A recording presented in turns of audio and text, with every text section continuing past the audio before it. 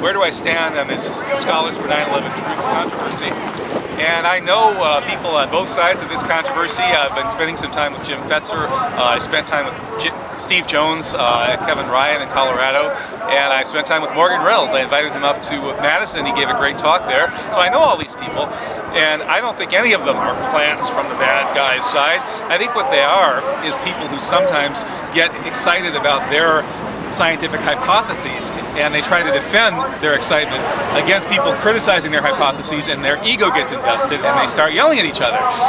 So I would urge people to relax. If you're interested in a scientific debate, go ahead and look at it. I don't think that either side is putting forth an absurd hypothesis. Stephen Jones's work seems to me to be very well founded, and the important part is that there's lots of molten steel flowing around there. You know, if there's molten steel, we have a problem. Who cares how it was melted? Okay?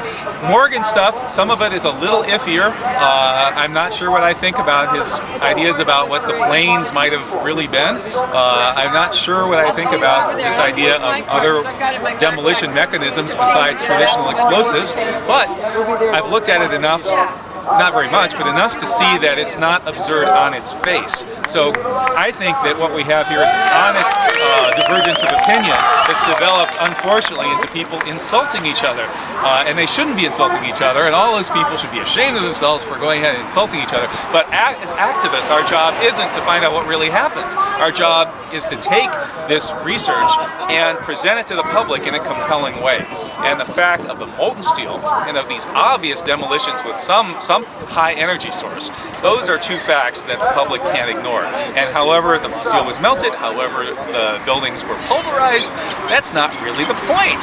So I'm going to join both of these groups, the Stephen Jones group and the Jim Fetzer group, and I'm going to be a loyal member of both groups, and I hope all of those guys keep doing good research, tone down their insults to each other, and I hope activists can use some common sense in distilling the message from this stuff in a way that's going to work and resonate with the public.